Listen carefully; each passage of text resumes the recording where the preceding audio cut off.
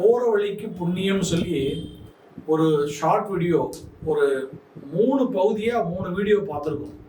அதில் 4வது ஒன்று, இந்த போகிற வழிக்கு புண்ணியம் என்பது ஆஃப்டர் நம்முடைய உடம்புலேருந்து உயிர் பிரிஞ்ச உடனே இந்த ஆத்மா பிதிர்லோகத்தை நோக்கி பயணத்தை தொடரும். இது 1 வருஷம் பயணம். யமலோகத்துக்கு போகிறோம், பிதிர்லோகம் சொல்லுவோம். அது யமதர்மராஜனுடைய அப்படின்னு சொல்லக்கூடிய லோகமும் அதுதான். அதுக்கு 1 வருஷம் பிரயாணம் இங்கேருந்து இந்த ஆத்மா பிரயாணப்படும். அந்த 10ஆம் நாள் காரியம் 16ஆம் நாள் காரியம்லாம் இருக்கா இல்லையா, முடிச்சுட்டு அந்த ஒற்றன் மேலே அந்த ஆத்மாவை ஏற்றி விடுவா. அவன் தான் ஒற்ற பிராமணன் பேர். அந்த ஒற்றன் மேலே ஏற்றி விட்டு அவனை தான் ஊருக்கு எல்லையில் விட்டு விடும் போது அங்கேருந்து யமகிங்கர்கள் யமதூதர்கள் அந்த ஆத்மாவை கூட்டின்னு போவான். கூட்டின்னு போகும்போது சூட்சும சரீரத்தை எடுத்துக்கும். இந்த கட்டவர்கள் உயரத்தில் ஒரு சரீரம் எல்லாருக்குமே உண்டு. அந்த சரீரத்துக்குள்ள இந்த ஆத்மாவை எடுத்துட்டு அந்த சரீரத்தை யமகிங்கர்கள் யமதர்மலோகத்துக்கு பிதிர்லோகத்தை நோக்கி தெற்கு நோக்கி கூட்டின்னு போவான். கூட்டின்னு போகும்போது அந்த பிரயாணம் 1 வருஷ கால பிரயாணம். அதுக்கு தான் இந்த 12 மாசங்களுக்கு மாசியம் சொல்லி 12 மாசியம் பண்ணுவான் பிராமணர் குடும்பத்தில். மற்றவர்கள்ட்ட அந்த பழக்கம் கிடையாது, பிராமணர்கள் பழக்கம் உண்டு.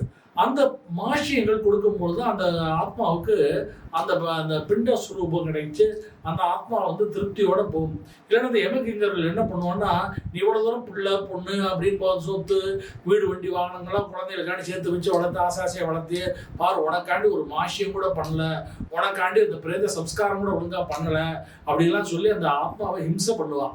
அது மட்டும் கிடையாது, போகக்கூடிய அந்த பிரயாணம் பண்ணக்கூடிய அந்த 12 மாசங்கள்லையும் பார்த்தீங்கன்னா நதி ஓடும். அந்த நதியில மலமும் மூத்திரம் ஜலம் அந்த நதியா ஓடும்.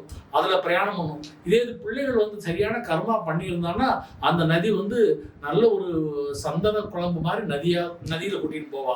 அதே மாதிரி வனாந்தரம் பேய் பிசாசுகள் பூதங்கள் இருக்கக்கூடிய வனாந்தரத்துல கூட்டிட்டு போவா. பிள்ளைகள் சரியா கர்மா பண்ணலைன்னா நல்ல கர்மா, பிள்ளைகள் கல்யாணம் பிரேத சம்ஸ்காரம் அதெல்லாம் கரெக்டா பண்ணியிருந்தாங்கன்னா நல்ல ஒரு பூக்கள் கூட்டி அந்த வனத்தை கூட்டிட்டு போவா. இவ்வாறு இந்த 12 மாசம் பிரயாணம் இருக்கு இல்லையா, பிதுர்லோக பிரயாணம், அந்த பிரயாணம் நல்லபடியா இருக்கணும். அல்லது பிள்ளைகள் சரியா சம்ஸ்காரம் பண்ணலைன்னா அந்த பிரயாணம் ரொம்ப கஷ்டமா இருக்கும். அதற்காக வேண்டி இந்த போற வழிக்கு புண்ணியத்துக்கு இருக்கும் போது எல்லாரும் ஒரு கோதானத்தை பண்ணிட்டா, அது கார்த்திகை மாசம் திரையோதசினி கோதானம் பண்ணிட்டா அந்த போற வழிக்கு அந்த பிதுர்லோக பிரயாணம், அதான் போற வழிக்கு புண்ணியம். இந்த கோதானம் அதெல்லாம் இருக்கும்போது ஒவ்வொருத்தரும் இந்த கோதானம் பண்ணிட்டா அந்த போற வழிக்கு, அந்த பிதுர்லோகம் போற வழிக்கு புண்ணியத்தை தெரிவிக்கணும்.